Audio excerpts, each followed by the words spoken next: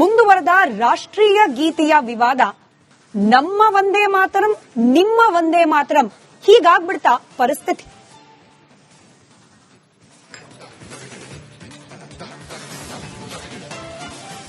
ನಮಸ್ಕಾರ, ಮಹಾಭಾರತ ಚರ್ಚಾ ಕಾರ್ಯಕ್ರಮಕ್ಕೆ ಸ್ವಾಗತ. ನಾನು ಸ್ಮಿತಾ ರಂಗನಾಥ್. ಮೊನ್ನೆ ಸ್ವಾತಂತ್ರ್ಯ ದಿನಾಚರಣೆ ದಿನದಂದು ಕಾಂಗ್ರೆಸ್ ಕಚೇರಿಯಲ್ಲಿ ನಡೆದಂತಹ ಪ್ರಸಂಗ, ಸೋನಿಯಾ ಗಾಂಧಿ ಅವರು ಈ ವಂದೇ ಮಾತರಂ ಹಾಡನ್ನ ನಿಲ್ಲಿಸುವಂತೆ ಸೂಚಿಸಿದ್ರು ಅನ್ನೋ ಒಂದು ಭಾಗ, ಕಾಂಗ್ರೆಸ್ ಕಡೆಯಿಂದ ಇಲ್ಲಿಲ್ಲ ಮಲ್ಲಿಕಾರ್ಜುನ್ ಖರ್ಗೆ ಅವರಿಗೆ ಕುರ್ಚಿ ಕೊಡಿ ಅಂತ ಹೇಳಿದ್ರು ಮತ್ತೊಂದು ಭಾಗ. ಅವತ್ತೇನೆ ಬಹುತೇಕ ಮಾಧ್ಯಮಗಳಲ್ಲಿ, ರಾಷ್ಟ್ರೀಯ ಮಟ್ಟದ್ದು ಒಳಗೊಂಡಂತೆ ಬಹುತೇಕ ಮಾಧ್ಯಮಗಳಲ್ಲಿ ಈ ವಂದೇ ಮಾತರಂ ಗೀತೆಗೆ ಆಗ್ತಾ ಇರತಕ್ಕಂತ ಕಾಂಗ್ರೆಸ್ನಿಂದ ಅಪಮಾನ ಅನ್ನೋ ವಿಚಾರ ಚರ್ಚೆ ಆಗೋಯ್ತು. ಆದ್ರೆ ಕಾಂಗ್ರೆಸ್ ಕಡೆಯಿಂದ ಸ್ಪಷ್ಟೀಕರಣ ಬಂದಿತ್ತು, ಒಂದು ಕ್ಲಾರಿಟಿ ಕೊಡೋ ಪ್ರಯತ್ನ ಕಾಂಗ್ರೆಸ್ನಿಂದನೂ ಆಗಿತ್ತು. ಸೋನಿಯಾ ಗಾಂಧಿ ಅವರು ಕುರ್ಚಿ ಕೇಳಿದ್ರು ಮಲ್ಲಿಕಾರ್ಜುನ್ ಖರ್ಗೆ ಅವರಿಗೆ, ಇತ್ಯಾದಿ ಇತ್ಯಾದಿ. ಹಾಗಾಗಿ ಬೇರೆ ವಿಚಾರಗಳು ಕೂಡ ಚರ್ಚೆಗೆ ಯೋಗ್ಯವಾಗಿದ್ದರಿಂದ ನಾವು ಅದ್ರ ಬಗ್ಗೆ ಹೆಚ್ಚು ಫೋಕಸ್ ಮಾಡಿರ್ಲಿಲ್ಲ. ಆದ್ರೆ ಇವತ್ತು ಸೋನಿಯಾ ಗಾಂಧಿ ಅವರು ಕೇಳಿದ ಕುರ್ಚಿಯೆಲ್ಲ ಬದಲಾಗಿ ಹಾಡನ್ನೇ ನಿಲ್ಲಿಸುವಂತೆ ಸೂಚಿಸಿದ್ರು ಅನ್ನೋದಕ್ಕೆ ಸಾಕ್ಷಿ ಅನ್ನುವಂತೆ ಸಿಡಬ್ಲ್ಯೂಸಿ ಒಂದು ನಿರ್ಣಯವನ್ನ ಕೈಗೊಂಡಿದೆ.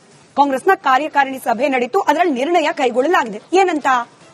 ಇತ್ತೀಚೆಗೆ ಕೇಂದ್ರ ಸರ್ಕಾರದಿಂದ ನಿರ್ಣಯವನ್ನ ಅಂಗೀಕಾರ ಮಾಡಿ ಕ್ಯಾಬಿನೆಟ್ನಲ್ಲೂ ಕೂಡ ಅದನ್ನ, ಕ್ಷಮೆಯಲ್ಲಿ ಸೆಷನ್ಗಳಲ್ಲೂ ಕೂಡ ಅದನ್ನ ಚರ್ಚೆಗೆ ಒಳಪಡಿಸಿ ಸುದೀರ್ಘವಾಗಿ ಸಂಪೂರ್ಣವಾಗಿ 6 ಸ್ಟ್ಯಾನ್ಸಾಗಳನ್ನ 6 ಚರಣಗಳನ್ನ ವಂದೇ ಮಾತರಂದು ಹಾಡಬೇಕು ಅನ್ನೋದನ್ನ ಕಾನೂನಾತ್ಮಕವಾಗಿ ಕಡ್ಡಾಯಗೊಳಿಸಲಾಯಿತು.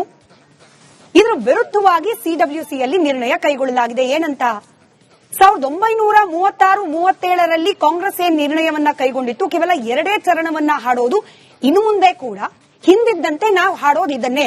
ಕೇಂದ್ರ ಸರ್ಕಾರ ಏನಾದ್ರೂ ಬಿಲ್ ಪಾಸ್ ಮಾಡ್ಕೊಳ್ಳಿ, ಏನಾದ್ರೂ ಕಾನೂನನ್ನ ತರಲಿ, ಕಾಂಗ್ರೆಸ್ 1937ರ ನಿರ್ಣಯವನ್ನೇ ಮುಂದುವರಿಸುತ್ತೆ ಅಂತ ಹೇಳಿ ಅಲ್ಲಿಗೆ ಮತ್ತೊಮ್ಮೆ ವಂದೇ ಮಾತರಂ ಅನ್ನೋ ರಾಷ್ಟ್ರೀಯ ಗೀತೆಯ ಸುತ್ತ ವಿವಾದ ಹುಟ್ಟುಕೊಳ್ಳೋಕೆ ಪ್ರಾರಂಭವಾಯಿತು.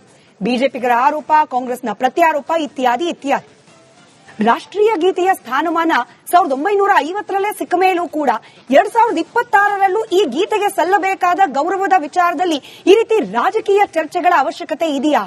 ಈ ಚರ್ಚೆಯ ಹಿಂದಿರೋದು ಕೇವಲ ಓಲೈಕೆ, ಮತ ಬ್ಯಾಂಕ್, ಇದಿಷ್ಟೇನಾ ಉದ್ದೇಶ? ಈ ಪ್ರಶ್ನೆಗಳಿಗೆ ಉತ್ತರವನ್ನ ಕಂಡುಕೊಳ್ಳೋ ಪ್ರಯತ್ನ ಇವತ್ತಿನ ಮಹಾಭಾರತ ಚರ್ಚಾ ಕಾರ್ಯಕ್ರಮದಲ್ಲಿ ಮಾಡೋಣ. ಚರ್ಚೆ ಪ್ರಾರಂಭಕ್ಕೆ ಮುಂಚೆ ಈ ಬಗ್ಗೆ ಒಂದು ವರದಿ ನಿಮ್ಮ ಮುಂದೆ.